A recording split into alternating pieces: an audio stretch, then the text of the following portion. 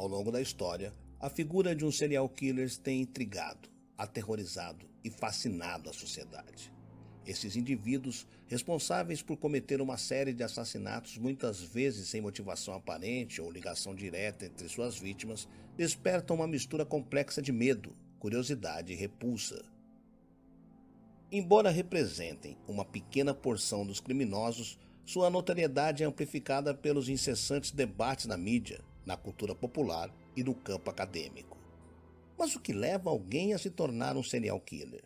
Existe um padrão comportamental ou psicológico que possa explicar tais atos hediondos? Eles podem ser motivados por uma variedade de razões, incluindo prazer sexual, ganho financeiro, compulsões psicológicas, busca de poder ou simplesmente pelo prazer de matar. Também é comum que eles mantenham troféus ou lembranças de seus crimes. Muitos desses assassinos em série são adeptos da camuflagem social, levando vidas aparentemente normais e mantendo relacionamentos, empregos e rotinas diárias. Eles nem sempre são os lobos solitários que muitos imaginam. Quer entender um pouco mais sobre os padrões e motivações subjacentes dos crimes cometidos por esses indivíduos? Então continue aqui, na Hora do Medo. Eu sou Sidney Góes, vem comigo que no caminho eu te explico.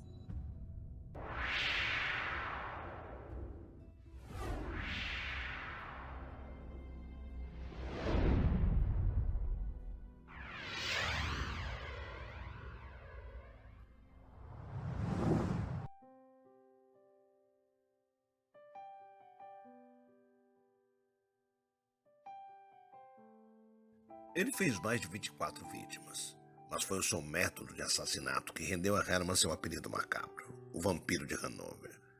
Muito antes de sua conhecida violência começar em 1918, Herman construiu uma longa e conturbada carreira criminosa. Ele passou anos na prisão, foi confinado em instituições para doentes mentais e foi declarado moralmente inferior e incuravelmente perturbado. Nos anos que se seguiram à Primeira Guerra Mundial, Herman encontrava-se em Hanover, vivendo uma vida de crime, feita sob medida para a ilegalidade e a desorganização da Alemanha devastada pela guerra. Ele foi preso por vários roubos e fraudes, e também admitiu uma série de outros crimes, incluindo roubo de lápides e roubo de sepulturas com uma cúmplice entre 1905 e 1913.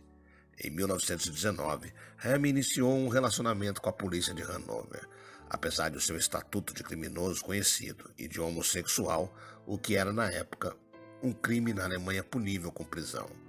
Herman trabalhou como informante, oferecendo-se para cercar ou armazenar bens roubados enquanto, na verdade, atraía criminosos para operações policiais. Para evitar suspeitas, o próprio Herman também foi preso durante essas operações.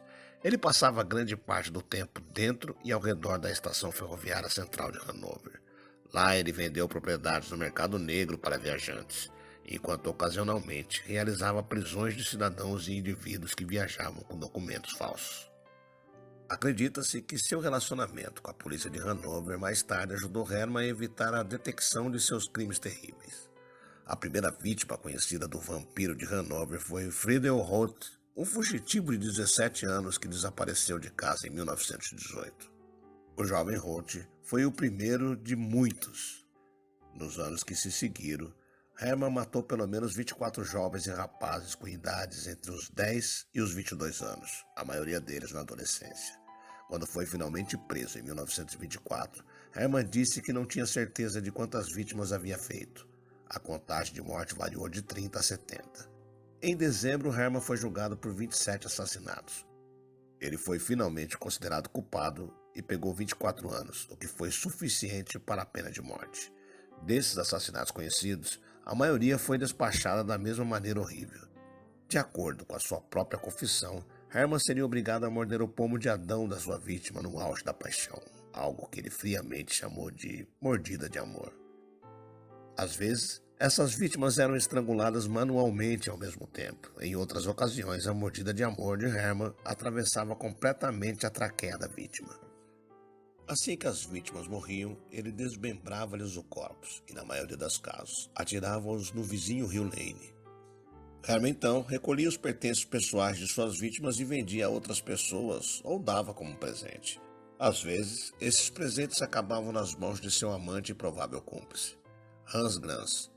Na sua confissão, Hermann afirmou que considerava o ato de desmembramento abominável, mas a sua necessidade de matar era mais forte do que o horror de cortar e cortar. Rumores de que Hermann havia comido algumas de suas vítimas ou vendido sua carne como parte do seu comércio de carne contrabandeada circulavam entre o público. O próprio Hermann negou veementemente qualquer envolvimento em canibalismo ou venda de carne humana. A prisão de Hermann ocorreu após várias descobertas de crânios humanos e outros ossos dentro e ao redor do rio Leine. Isso, juntamente com o número prodigioso de desaparecimento de rapazes em Hanover, mais de 600 desapareceram só em 1923, levou a polícia a dragar o rio. Eles descobriram mais de 500 ossos humanos pertencentes a pelo menos 22 indivíduos distintos. Acredita-se que mais de um terço dos ossos pertenciam a jovens com idade entre 15 e 20 anos, e muitos apresentavam sinais de terem sido dissecados. Quantos desses ossos pertenciam às vítimas do vampiro de Hanover, provavelmente nunca saberemos. Em seu julgamento, Hermann confessou os assassinatos das vítimas para os quais existiam evidências físicas diretas, mas afirmou lembrar-se muito pouco sobre elas. Quando lhe mostravam fotos do falecido, ele dizia coisas como: "Certamente presumo que eu matei, mas não me lembro do rosto dele." O amante e cúmplice de Hermann, Hans Grans, também foi preso e inicialmente condenado por incitação ao assassinato e sentenciado à decapitação.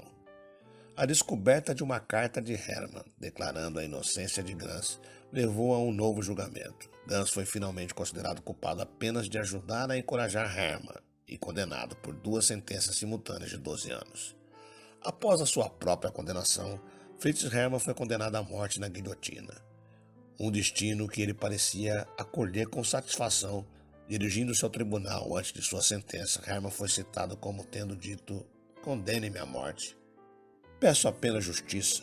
Eu não estou bravo. Seja breve, faça isso logo.